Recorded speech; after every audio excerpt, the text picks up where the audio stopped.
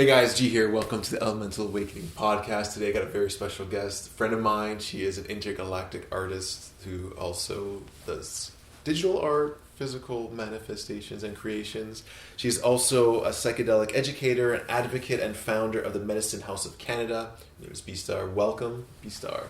Ahoy, ahoy. Thank you so much, Gio. I was lucky enough to be introduced to B-Star a couple years ago now, I think, and she was a sitter for me on a journey with 5-MeO DMT, the first time I'd ever experienced it. And it was one of the most profound experiences of my life. So I just want to open by thanking you for being there for me in that moment. And when I listen to the recording, I still get sweaty palms. It brings me back to that moment of the before and after, before having the experience and after. So, a sitter, I said the word sitter, is traditionally someone who sits through and watches over, I guess, a psychedelic experience to make sure that the person is safe. But it goes a little bit beyond that. I know you use some different terminology, so how would you I might call it something like a witness. Someone is holding space, but really taking care of the trust that is afforded when two people come together and open in that level of intimacy with one another. So in turn, I just want to actually thank you, Gio, for your contribution, for showing up that day and making your vote count, because I think in the psychic field, all of us that are dialing in and switching on are actually changing, metamorphosizing the potentiality of this activation sequence or this awakening process that's taking place in our species. Yeah, so I'm a huge believer that, every time someone has a psychedelic experience, the vibration of the planet, just even if it's the minutest of ticks, it moves. The needle moves a little bit. Yeah. And I'm sure you see this a lot with the work that you do, people's lives changing in an instant, maybe over time. But before we get into some of that, just tell me a bit about your story. Like, how did you yourself find plant medicine or psychedelics in your life that as a transformational tool, and to become, that witness sort of support mechanism that you have sort of become, and what sort of led up to that? I'd love to know more about it. I know you shared some of your story with me, and the parts you feel open and comfortable with. You don't have to tell the stuff that you don't feel. But well, there's like a Cliff Notes version, or there's a little bit of a longer view. We can take a scenic tour if you're okay with it. I can just kind of shimmy through and popcorn out here on the timeline. But I'd say really ultimately, when I was about 7 or 8 years old, I was outside playing, and there was I guess they're called like Great Canadian Toads, and it's not to be confused with the bufo, the Sonoran Desert Toad. But anyway, I had been playing with this toad, and I guess the secretions, the venom or whatever was on it, and I rubbed my eyes, and I remember this rainbow appeared before me, this prismatic rainbow, and there's these little beings, and I ran home like full tilt, and I was like, Dad, like, whoa, and he just put a cold compress on my eyes, and that was a pivot that day. Something inside of me knew that was more than meets these two eyes. And I didn't have the language, of course, back then. And so when we fast forward to about 13, 14, probably 14 when I was, first year of high school, I was told that I could get access to some magic mushrooms. And there was supposed to be enough for 2. But the guy came in and he said, well, I only get enough for 1 here. So probably about maybe 1.5 grams or something. I immediately popped it in my mouth before my friend could come and grab some. And I was at school by myself, just tripping hard and looking in the mirror in the bathroom and just like affirming and confirming that this is it. Like, this is exactly what I've been looking for. For me at the time, it was about escaping the reality. And so I spent many years going down what would then not be known, but for me now in retrospect would be more of a shadow path, experimenting with drugs, not reverentially or in celebration of self, but more of just kind of bypassing some of the uncomfortable feelings that I was feeling during that time. So I went in the rave scene real deep, lots of MDMA, lots of LSD, lots of mushrooms, and then we get to a point where I'm getting really close to illness, physically, spiritually bankrupt. You know, my body is like, I'm probably about 98 pounds soaking wet at one point, full face of acne, not eating anything. And so I'm selling, and I just said, you know, I gotta make a different choice now.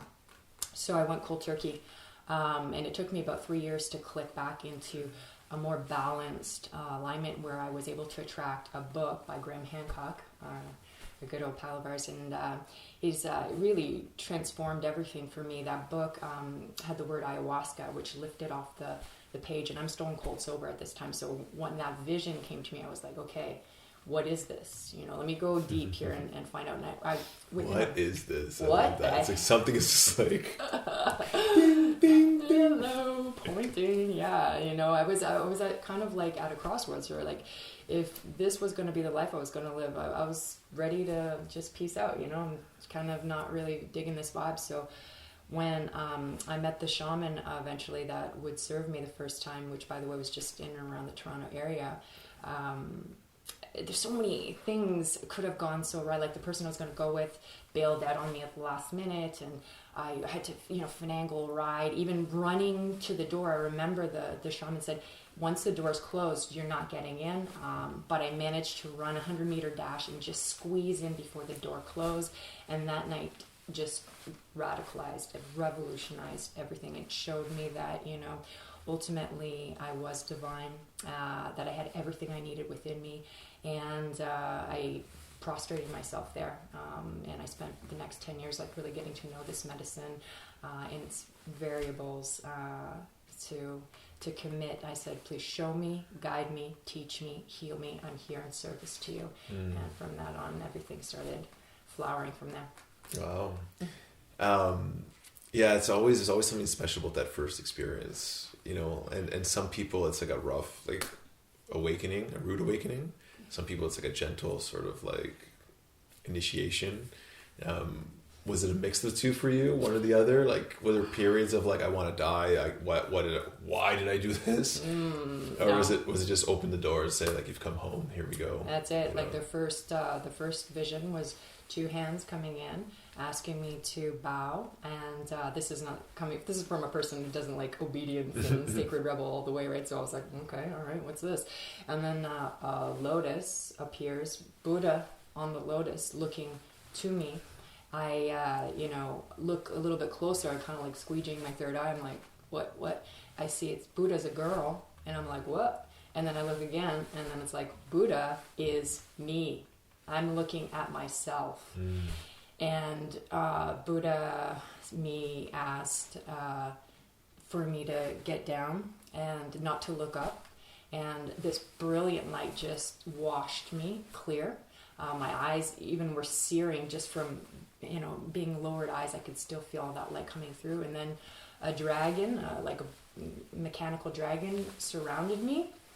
And then I got led finally to these last two pieces where there were, it's now I know them, probably the Koji out in Colombia.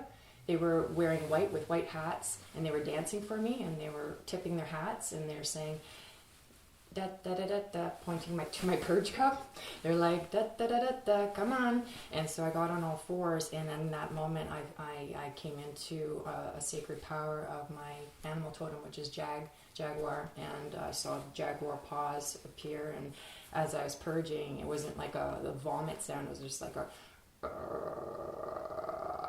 there's a really low growl of this, whatever you might call it, a sacred, you know, toxin, because at the time I didn't know. The shaman after asked me to ask the medicine what it was, and it was years of self-loathing and denial and betrayal and manipulation, and yeah, so I just got very cleaned out that one night, and I continued on in the process of purification.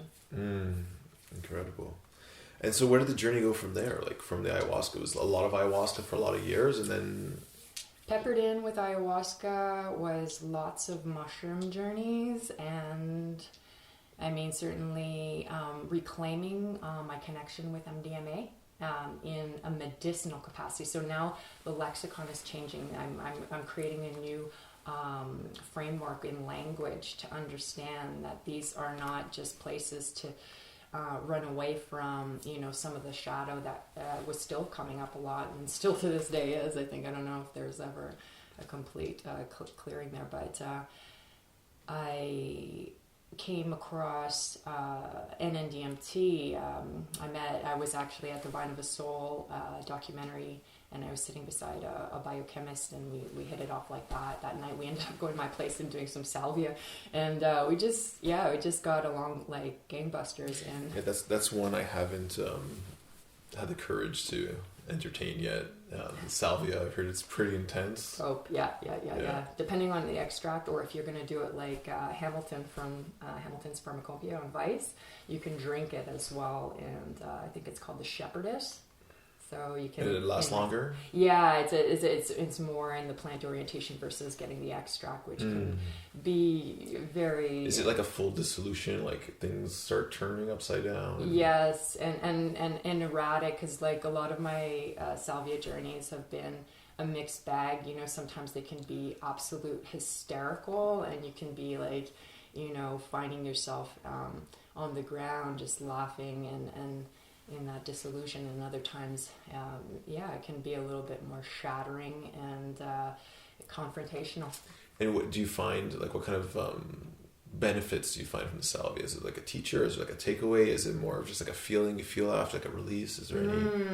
Well, anything with like extracts, I find they're not like plant or earth medicines where there is a sense of guidance built into them. It's more of like a self-initiation, and you get to toggle as your inner navigator and create relationship to what your experience is. So for me, I've always found myself to be psychonautically inclined. I don't mind going into these quantum places that have no mapping for. I have always like pushing beyond my comfort in order to bring back sort of these gems and baubles for those who may or may not ever take the trip. So what would you describe it as? Is there a way to visually describe like some of the experiences? Like, can you remember one that really stands out? With salvia? Yeah. Gosh. So yeah, there's one time when we did it in a group, and all of us, it was probably about 7 or 8 of us, and then we just kept passing the bong, and somebody was filling it, and then they were the last person to take it, and there was like a stereo system in the middle, and then it came on with music, and as people were going deeper into it, the wavelets of the music all carried us naturally. Like there was no planning here, it just organically, we all merged in this circle, and we began like oming and using different vowel sets to kind of create punctuations with the sound. And then medicine's wearing off at this point, and we're all looking around, and we had no idea how we got there, but the music had called us to. Yeah. Wow. Yeah. Amazing. I should probably know this, but is salvia used traditionally in any sort of tribal settings or medicinally? Do you know of any? Well, I know that in Mexico that they do this. This is not my wheelhouse, but I do know just from having watched that doc. I think it's probably an episode on the 2nd season, but he goes to Mexico, and I know that they've been working with the shepherdess for a while, and that there is a divine connection that is understood there versus how we hear. Interesting. It's like the more you sort of dive deeper, there's so many subcultures that are very like ayahuasca was 30-40 years ago. These hallucinogenic or entheogenic substances, or whatever terminology you want to use, that have been used for forever almost, that create these connections to spirit world, your higher self, whatever you want to call it. It's just, it blows my mind. Even like going into like some of the religions. I was listening to Kalindi Iyi, who passed away recently. He was African living in Detroit, who would do these mega doses of psilocybin. Everybody's talking about how at one point Africa and South America were connected in Pangea millions of years ago. So a lot of the same species are there. And there's, in South Africa alone, there's 300 psychedelic plants that exist. And most of the traditions there is very secretive. They don't want to tell. It's not we're actually, I wouldn't say a sin, because I probably wouldn't call it that, but secretive. You keep it a secret. You don't share that information. So I wonder how many other cultures they talk about. He was mentioning also about like some of the Shaolin monks, and I haven't verified this other than the videos I've watched of him. But when they talk about these types of like flying through the air and these types of like crazy battles, they would be having these battles on the other side. Yeah, with they soma. would be taking soma, they'd be taking psilocybin mushrooms, Kykeon in Greece, and they would have these virtual battles on the other side where they can fly and do all these disappearing things. So it's super interesting when you start seeing some of the mythology and the lore, and you start really having a different perspective when you add psychedelics into the mix, which have been scrubbed from the history books. It's like start putting these back in place. And I know even the shamans in South America talk about the same thing, fighting in the other world. They have these spiritual darts and they have these battles and super interesting stuff. But anyways, I'm sidetracking here.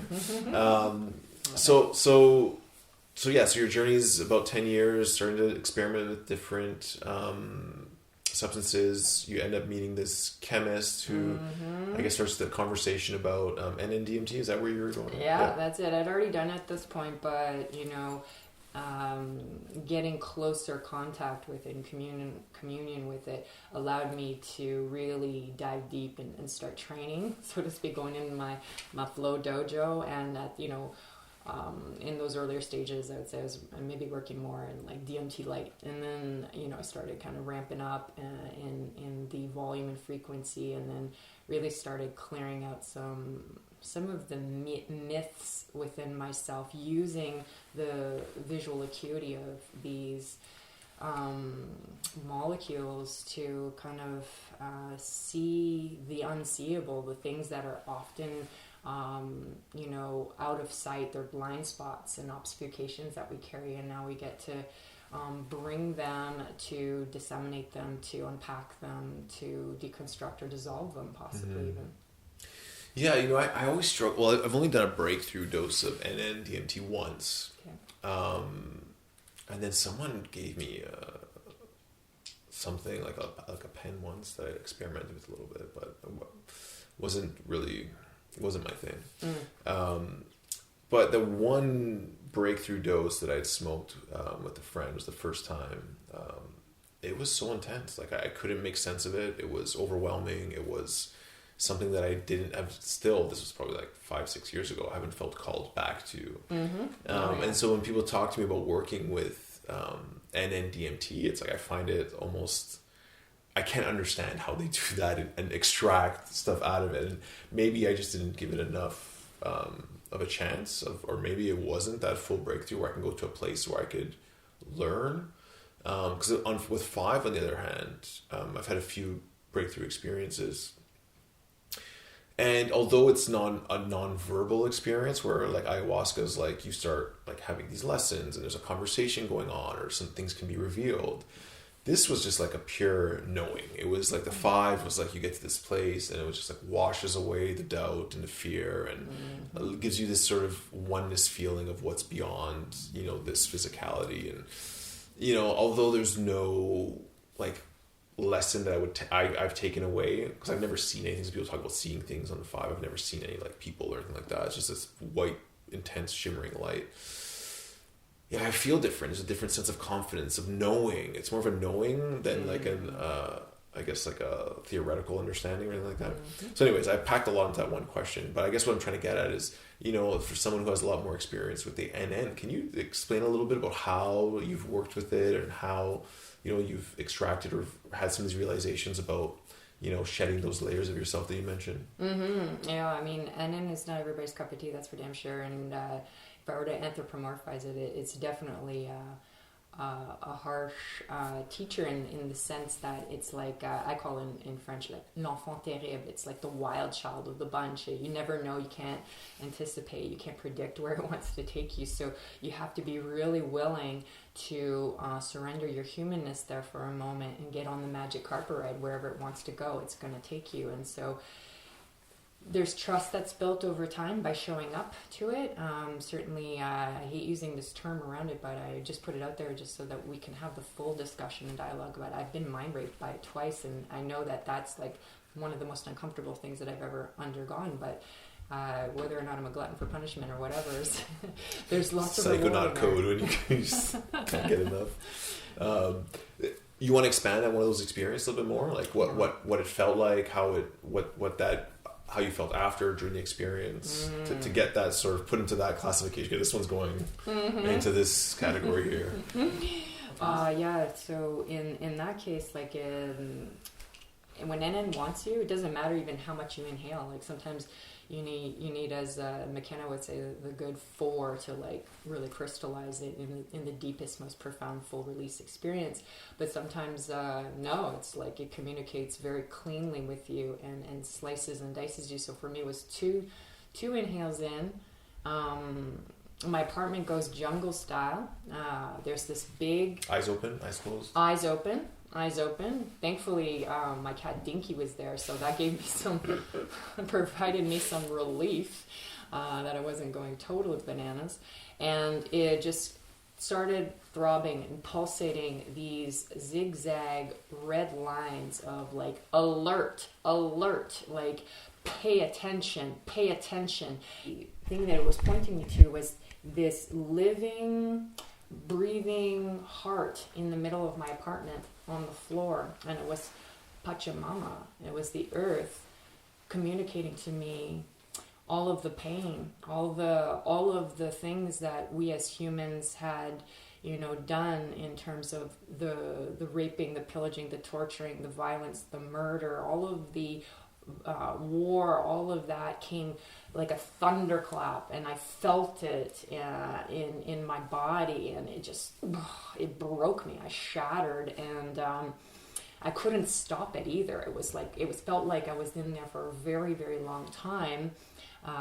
So I, again, back to the grace of surrender, just gave myself over to the experience and shed a part of my idealization of what I think I am to what I am doing here, why I would have chosen this body, this avatar, this mission, and that I am in service to this planet. I am in service to something greater in the cosmic order. And that was just such a blessing after the intensity subsided, just being able to sit with that and let that integrate. I mean, I'm still to this day probably integrating that one. That was really profound. Wow. And like, how do you feel even like after that? So like fear the next time you go to the pipe, and it's like, it's okay. I don't think I want that again, but like, I know it's not for me specifically with ayahuasca. It's never what you want. It's always what you need, and sometimes the scariest bad trips, or whatever you want to call them, it's exactly what you need. It's exactly what you need, and it's your interpretation of that. That makes it bad or good or whatever. But it's trying to show you something. It's trying to bring something up. It's trying to allow you to feel something that maybe you weren't able to feel or perceive or see before. Yeah. Right?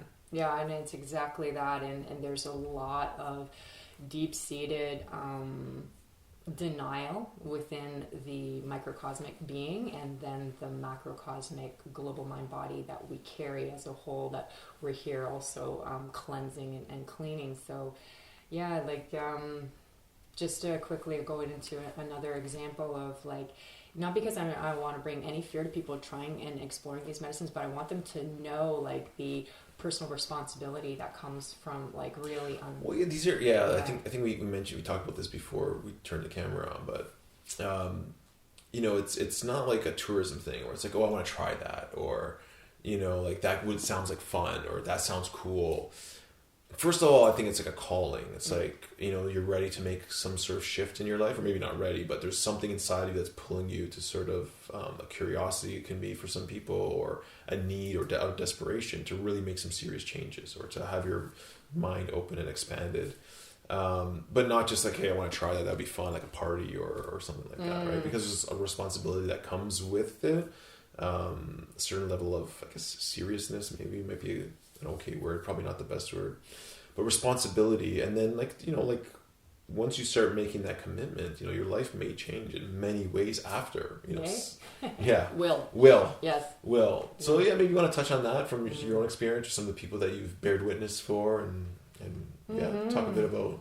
Yeah, I mean, probably about 5 to 10% of the guests that I see are really people who have had a trauma-induced experience with DMT or 5, you know, out at an event or a party, thinking, and of course this is back to anybody who would have one of these pens must declare what they are giving and offering somebody. That isn't always the case, so some people mistake it for cannabis. They're just, you know, having a good old time at a party. They take a big hit and boom, maybe dissolve right into the horrible setting and all that kind of things. Completely. I mean, it's very arresting, and so we have to go back and re-experience that. I call it spirit, you know, resetting the spiritual bone. We have to reset it and let it heal properly, so that we usually go in at, you know, threshold doses or moderate doses at most, in order to reclaim your footing, so to speak, and allow for what I also call the willful surrender. Instead of the medicine doing all the work for you, that you're kind of in and out, and allowing that so that it can clear it a path, so that you can then ultimately make that decision to just show up and let the medicine bring you where it needs to take you after some work of doing that. So, And so you said so 5 to 10% have had these traumatic psychedelic experiences. Yes. So explain, like, what happens to someone after an experience like that? Is it like... I mean, it takes them a long time even to come up to the altar and ask to review that, or want to understand or make meaning from it. So, you know, having, you know, the conversation with them about what's possible, and going back in that space, and not making it a one-off, like that is always going to be the experience, to really understand that there's always new peeling backs, and that if that experience happened to them, that ultimately it was part of, you know, owning, whether we can call it karma or dharma. You know, we're all here and, you know, experiencing what we need to, and that's part of the maturation of what psychedelics gives us. If you really want to take the charge of the psychedelic, it comes with every good, bad, and perhaps even ugly, because truth isn't always, you know, shiny and rainbow dust. It has some dark edges, but when you take that medicine all the way in willingly, there's a certain alchemy that allows you to see your part in the process. You're collaborating with it, and this is very empowering. So one person can come in a very disengaged, disheartened, disempowered space and leave within 3 hours a completely, you know, revitalized, you know, reconnected, soulful being. And then, I guess, in general, like, what kind of transformations have you seen with people? Like, oh man, it's a range, of course. You know, I've probably seen, I'm going to say probably around 1,400 people. And it depends on where you're at in your state of consciousness. Not to create hierarchy, but there is definitely stages of remembering, willingness, and understanding. I've seen people galactivate in front of me. Galactivate? That's a term I'm using because I don't know how else to describe it. I mean, they just pop off, and it's like whatever little veils and layers that they were wearing are just gone, and they just got naked with the mystery, and it's freaking amazing to be able to see that and to participate in that, and to know that that's possible, that miracles are real. You know, that you can have somebody who is like thinking that they want to off themselves. They're talking about suicide in one breath, and then a couple hours later they're just like, I'm ready to permission pass everything in my life and just live the best life possible. And then there's decompartmentalizations. These are the ones that do it in a very slow, methodical way, as they know it is their process. Their life path isn't about running off the precipice and leaping, woo! You know, they're like the type of person that's like, is there a staircase I can take down here and just kind of dip my toe in, and then keep moving a little bit deeper and deeper into the oceanic oneness. And so I'm there for wherever you land on that range. But yeah, most people, especially now, like this is probably year 6 or so, 6.5 that of service. I've seen what I would call a phenomena take place of year 1 was more about neophytes and going through all of the medicines and having them understand what they were undertaking, whereas now people are coming to me and educating me. It's amazing. I'm like, wow, okay, you got your knowledge hack here. They've researched it all the way, or they've had people who have had multiple experiences around them, or they have had a few and now they're ready to, you know, co-conceive and rebirth. Wow. Yeah. So when was your first experience with the toad, with the Bufo, Alvarius, or 5-MeO, DMT? Yeah, it was toad for me first couple times, and then I went to pure molecule.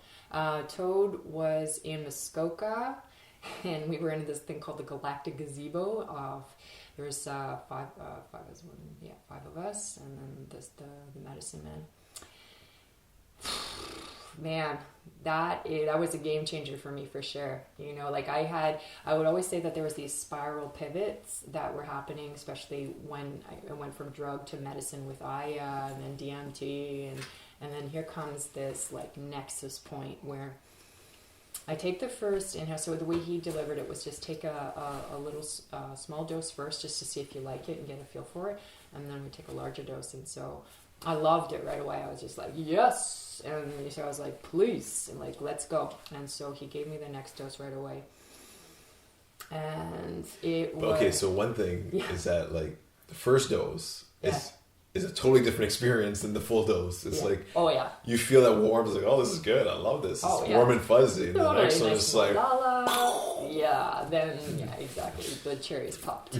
You can't unring that bell when you go through the pinhole of light, and that's what it was. It was like I had momentary awareness that I had seen all of my ayahuasca journeys. I lived them simultaneously and concurrently to all my NN-DMT journeys, almost kind of going up these steps, and then I went bing, right through, and it was like a sound of like really high pitched E, like tone, like.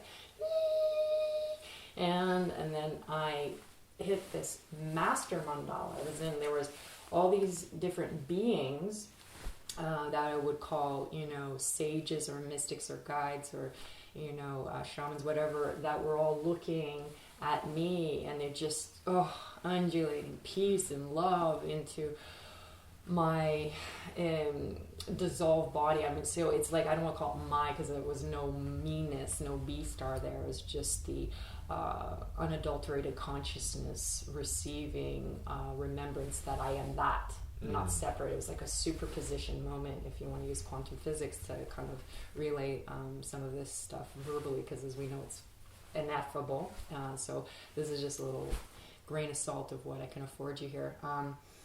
And then it was a whiteout moment. I don't remember after that. I came to, and honestly, when I came back, and I thought I was going to be buck fucking naked. I thought, I had no idea. Where am I? It was like, I was just so stripped and raw of like shimmying out of this flesh costume thing, and it was like, wow. And they were just there peacefully waiting for me and loving me, and we had a, you know, cuddle puddle, and these beautiful tones started coming out of my vocal channel, my throat chakra as well, so I had another activation there.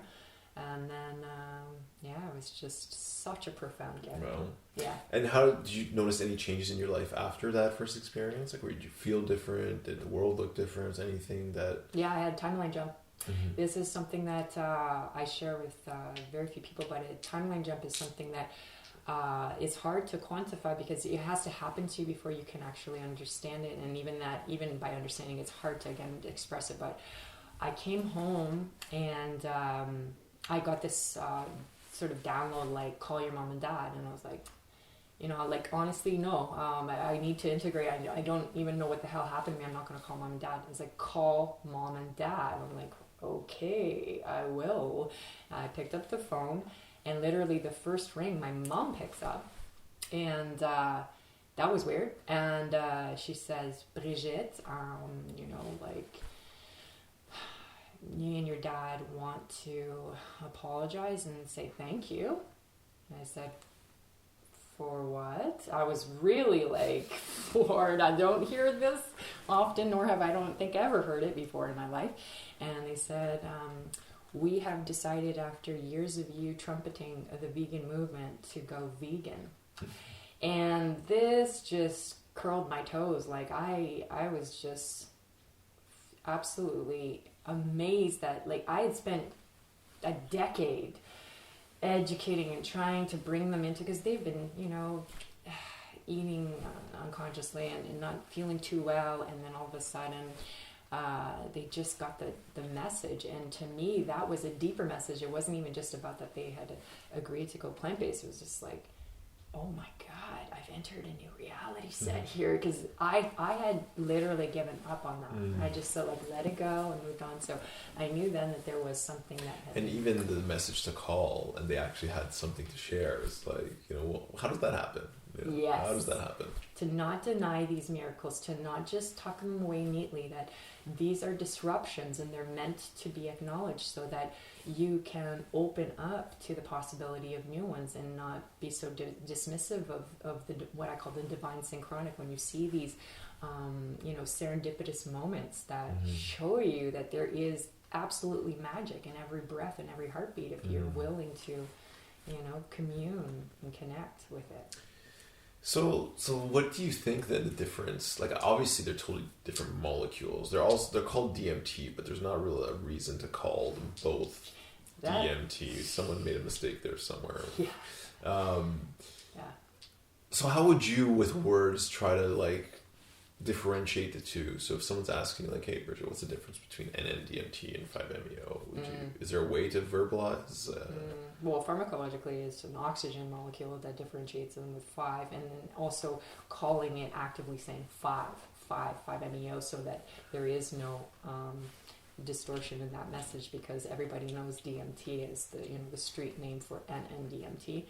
But pharmacologically, yeah, they are worlds apart. I would say one is kind of moving into using geometry of a triangle. It's an upward trinity movement. So moving into the third eye, the seat of the soul, the pituitary pineal, you're getting access to a 360 holographic matrix that you can start plucking symbols and glyphs and colors and sensations and vibrations, and then cobbling it up together. You're suturing up a little pastiche that can be used, I call it, you know, like a lens that you can reapply in other areas of your practical day-to-day life. So that's useful for NN-DMT, because it's a laser cut precision tool. It doesn't meander around, you know. It's like 15 minutes, that's your shot to really bring as much back. 5 is the inversion of that pyramid. It's taking going into the polymorphous field that is the pinnacle of the NN-DMT, and then there's this event horizon, which is that movement or happening that takes place when you enter 5-MeO DMT. And I don't say that happens in any way except for if you have one or the other, but it's just to describe this movement of distinction between the molecules. If, you know, NN-DMT is third eye, then 5-MeO DMT is crown sahasrara. And so the inversion of the pyramid is it's the letting go, it's the dissolving of the mind body completely. It's the full surrendering moment that you can have at a high dose that allows you to liberate yourself at last, liberate yourself from all the context and the narratives and the stories and the meaning. It's just the isness, as Eckhart would call it. So. And what about safety? Is there anyone who shouldn't be, doing these types of medicines? And Any other like general like safety tips of like how to prepare for something like this? Like Yeah, anyone with certain mental health issues like schizophrenia, bipolarism, things that have been already sensitized and stated as vulnerable can be, catalyzed from an experience with NN-DMT or 5 in particular. Is if you have any heart palpitations, if you've had any issues that have made you physically weak in some way, you definitely can be put at high risk, because if we are talking about moving into higher doses, this has happened. There are deaths on certain people's watches. It has taken place. There are practitioners in the field who have died, who have practiced for many years and have just, had that died of awe is what I might call it, because I don't know how else to describe it, but there are definitely some physical limitations. How rare is that? Is it like common or? No, I wouldn't say it's nowhere near common, but it begs the question of really taking extra precaution, specifically with 5-MeO-DMT. If I'm not saying that you can't OD with NN-DMT, but Dr. Rick Strassman's work says it's something like 75 pipelets, so that would be like exorbitant amounts of NN-DMT that you would have to inhale, which is impossible, but you can take intravenously, and even then it's just an overdose versus dying, whereas 5 you can die. And the death with the 5 is usually heart related? Yep. Yeah. Okay. Interesting. And then like a prep integration, like what would you say to people? Like, how do you prepare for something like that? It's like, and you can watch all these videos, and then I know all the videos I've ever watched, just, I guess, keep you focused on what's coming up, but never really can prepare you for the experience that you're going to have. So is it just about like setting the intention and surrendering? Like, what would be your... Yeah, definitely. I mean, you can have intentions with 5, but it's not like, as you said earlier, it's not a journey per se. It's an activation. It resets the operating software of your biochemical electromagnetic technology. So there's no preparing for it. It's just like there's no reference point, no association in your memorial archive of experience to relate to it. So it's a full-on trust exercise. And why do you think there's this, all of a sudden, this huge interest in all of these psychedelics and plant medicines all again? Have you noticed a huge, like I've seen like this crazy, I made a documentary about, but, so I don't know if I'm just like looking for it, but have you seen like a higher demand, people like asking you to sort of sit for them? And oh yeah. Yeah. What do you think that's attributed to also? Like, do you have any sort of reflections on that? I think, people are at a point where what they've inherited as a societal structure, the consensus that we are, quote, abiding to, is eroding. It's crumbling. It's all wrapped up in seeking pleasure or inducing more suffering. And there's an innate sense within all of us, within that divine technology, that hints and nudges that if you follow this golden thread, this middle path, so to speak, using Buddhist terminologies, that there's something that can be unlocked. And I think when we did our panel that day for Into the Mysterium, we talked about the main veins of consciousness, and I'm a strong believer that veganism will be one of them, and also psychedelics will be another, and how we stimulate and activate a deeper awareness of consciousness, and that there also are cycles at the universal level that we're taking on, and we might be comparing this one to the end of a medieval time. I think in other cultures they call it the Kali Yuga, which is the age of destruction. We're in the tail end of that, and we're moving and we're ushering in the age of Aquarius, or the Satya Yuga, and this is the golden era. So that would be la Renaissance in contrast to the medieval times, where music and art and math and all these things were invented and innovated.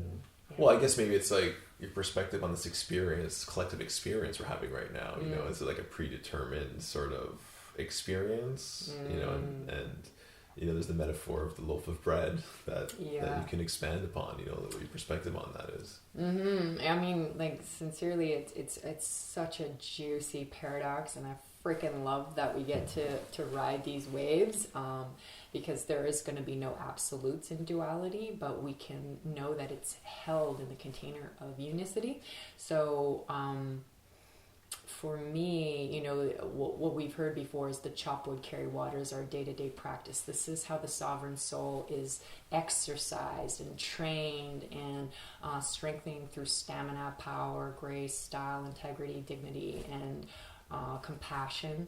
And so one metaphor that I found was really useful is that not only are we the whole baked loaf of bread, for sure, that's in the capital T truth inference of oneness, but the day-to-day practicum of that is like literally you're given the dough to work at every day. Now, you can leave it on the counter and let it just dry out and get hard as a rock, or you can go ahead and start kneading the dough, and finding a pan to place it in, watching it rise, feeling the heat, getting that hunger for something, but knowing that there's a period of pausing that is required, because when you take the bread out, it has to cool down before you can bite into it. And then you have the option as well to share it with someone, and to share that is how we foster this activation in others. I can't give you sovereignty, I can't give you integrity, but I can cultivate it and demonstrate it in my field, so that you too can be invited into that space within yourself, that you can say, hey, I like what that girl is sort of irradiating or emanating. I want to go ahead and start baking my bread instead of just letting it flounder there on the counter every day. So that would be a metaphor that has been really useful for me to really claim my actionable state, in the process. Wonderful. And I guess this last question was just about like integration, so like after the experience, like what, any tips, tools, suggestions, how do you like to integrate your processes? I love Float. Big ups to Jesse and the gang at Float Toronto, and big ups to you, Gio. Of course, Elemental. I love going there. Float is a huge way for me to unpack and decompress. Some of the transmissions that came through, earthing, grounding, taking those rubber-soled shoes off and connecting to the earth and getting those negative ions, getting your elementals. Solar is fire. Earth, of course, is the geomagnetic energy, or kundalini, that you can harvest. Is free of charge. You just have to show up. Water, of course, is just like, cleansing and nourishing and gentle, and that la brisa as well, like the air that you take in. What is the quality of your breath? Are you checking in with your breath? Like, I think one of the more terms that we're going to be using in the future really identify one another, the awake faction of consciousness, that is saying, are you breathing? Have you been breathing today? How's your breath been? To really understand the golden responsibility, but blessing it is. It just gave me a great idea. Instead of asking someone how they're doing, ask them how you're breathing. Yes. You're like, what? Yeah. If you're breathing shallow and like uptight, it's like, okay, reminder, just slow it down. Yeah. Have a breath. I like that. See if that sticks. And put people in this awkward, like, what the hell are you talking? Yeah, good. Love it. I really appreciate you inviting me to this space. Well, yeah, thank you for being here. Thank you for all that you do. You're such a leader and beautiful soul. So I really appreciate you as a friend. And thank you guys too for tuning in and taking the time to listen. And if you feel called to continue to journey down that path, just be safe, do your research, and all your due diligence that needs to be done. When looking for someone to help sit for you, or doing things legally and responsibly, depending on where you live in the world. So thanks, guys. thank you for all the shares, comments, likes. Really appreciate that. And we have a free breathwork course on our website. The link is below, elementalacademy.com.org/breath. Check that out. Totally free. And we'll see you guys soon. So thank you for tuning in. Thank you. Thank you, Kwao. And have a wonderful day.